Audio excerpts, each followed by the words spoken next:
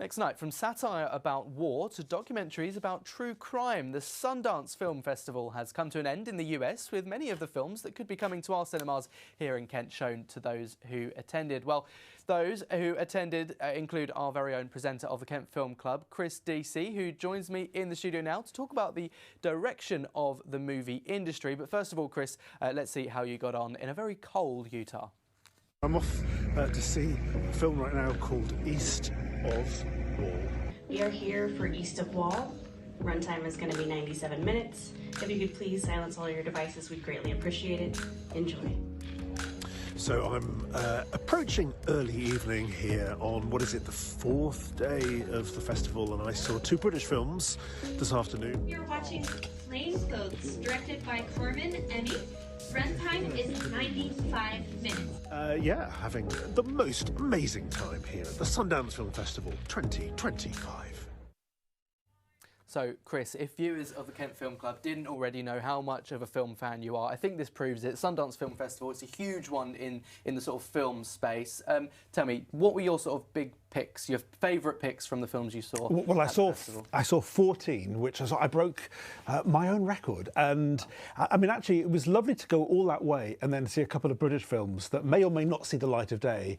One with Benedict Cumberbatch, The Thing with Feathers, a horror film involving a giant crow that appears. It's very sort of grief-related, and that was filmed in London. But also filmed set on a fictitious Welsh island called the Ballad of Wallace Island. If you like films like Fisherman's Friends, you know, it's the sort of the outsider. They go to a new place. They're like, oh, I don't want to stay here. I don't like it. But then they become attached. I suppose like Groundhog Day has a similar element. But it's very much in the British tradition that you see like Saving Grace with Brenda Blethyn, who's from this very county, or Gregory's Girl, local hero.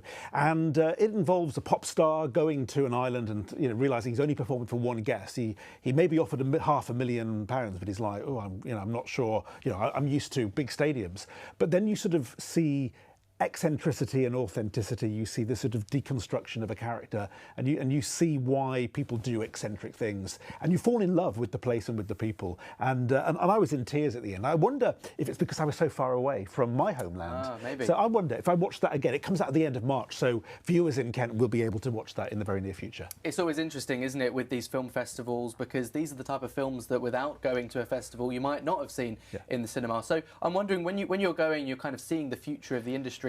What kind of direction do you see films going in these days? Well, one thing I like about Sundance is that the films there are often low-key, often low-budget, very character-driven. So it's almost like a respite from the sort of stuff that you see at the multiplex, except for one thing.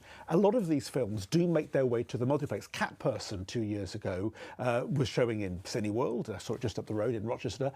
Also, 2 years ago, a film that I was surprised, actually, called Sometimes I Think About Dying, and it was very low-budget, low-key, but about a year later, it made its way into the Curzon. So it just goes to show that if the films are really good, and Sundance, you know, is competitive. There were film agents there in some of the screenings. It was quite frightening. It was almost like, you know, is this film going to make any money? Are they going to buy it here and there? It was a different side of the industry than I'm used to. Absolutely. Chris, new episode of the Kent Film Club comes out next week. Yeah. Thank you very much for joining us this week. We'll see you soon. Thank you.